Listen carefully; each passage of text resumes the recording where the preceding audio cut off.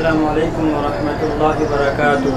میرے پیارے بھائیوں، بزرگوں، دوستوں، اللہ تبارک و تعالیٰ نے ہمیں ایک بہت بڑی نعمت سے نوازا ہے، اور وہ نعمت ہے کعبۃ اللہ یعنی بیت اللہ اور کعبہ شریف کی۔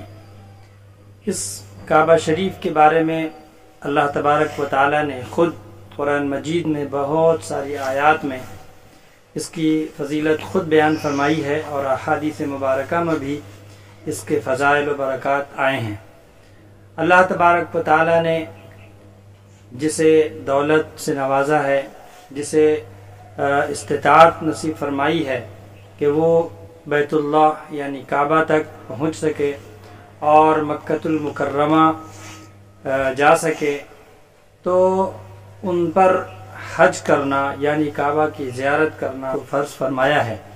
آج آپ کو کعبہ کی فضیلت سے متعلق میں بتاؤں گا، اور احادیث کی روشنی میں، قرآن مجید کے آیات اور احادیث کی روشنی میں انشاءاللہ میں آپ کو مدلل بتاؤں گا، تاکہ یہ ویڈیو، یہ بیان، یہ مؤثر ہو سکے، کیونکہ اللہ تبارک و تعالیٰ نے قرآن مجید میں نے قرآن و حدیث کو یکجا کیا ہے، اور انشاءاللہ آج میں تھوڑی سی بات بتاؤں گا، پھر تاکہ ویڈیو لمبی نہ ہو جائے تو ہم آگے چلتے ہیں۔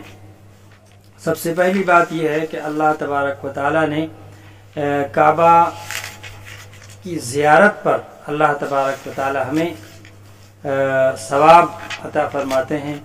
کعبہ یعنی بیت اللہ شریف پہنچ کر وہاں ایک نماز پڑھی جائے تو 1,00,000 نمازوں کا ثواب ملتا ہے، اور کعبہ کی زیارت کی جائے، دیدار کیا جائے تو اس پر اللہ تبارک و تعالیٰ بہت سارے ثواب سے نوازتے ہیں۔ کعبہ اللہ تبارک و تعالیٰ کا مبارک اور محترم گھر ہے۔ اللہ تبارک و تعالیٰ نے اسے تقدس عطا فرمایا، بہت بڑا مرتبہ و مقام عطا فرمایا ہے۔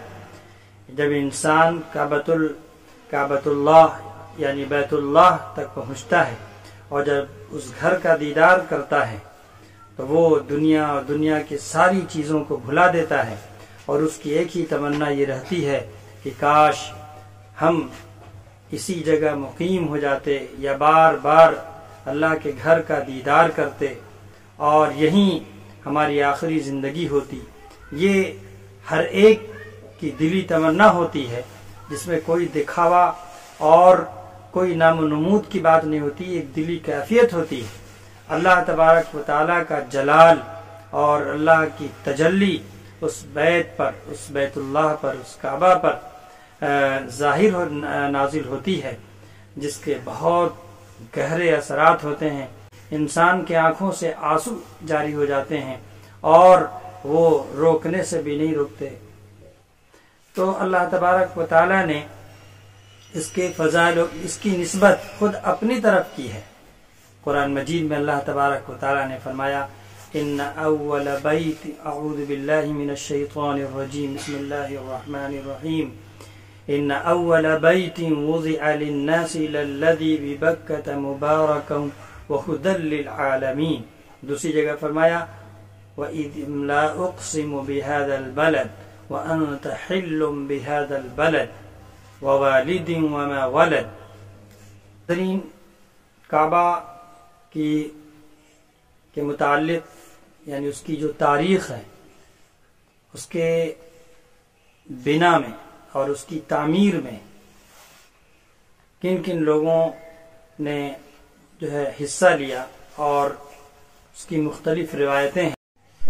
حضرت سعید ابن المسیب رحمۃ اللہ علیہ تابعی ہیں، وہ فرماتے ہیں کہ کعبہ کو دیکھنے والا جو شخص ایمان و تصدیق کے ساتھ کعبہ کو دیکھے، وہ گناہوں سے ایسا پاک ہوتا ہے جیسے کہ وہ آج ہی پیدا ہوا ہو۔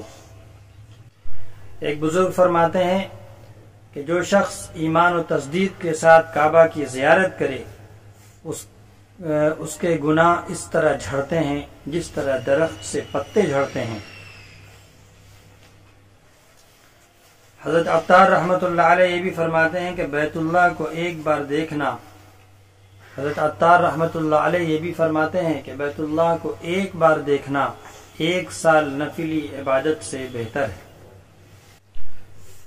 پیارے بھائیوں، اللہ تبارک و تعالیٰ کے گھر یعنی کعبہ کی زیارت اور اس کا طواف اور سعی صفا مروہ، یہ اللہ تبارک و تعالیٰ کے خاص بندوں کو عنایت ہوتی ہے۔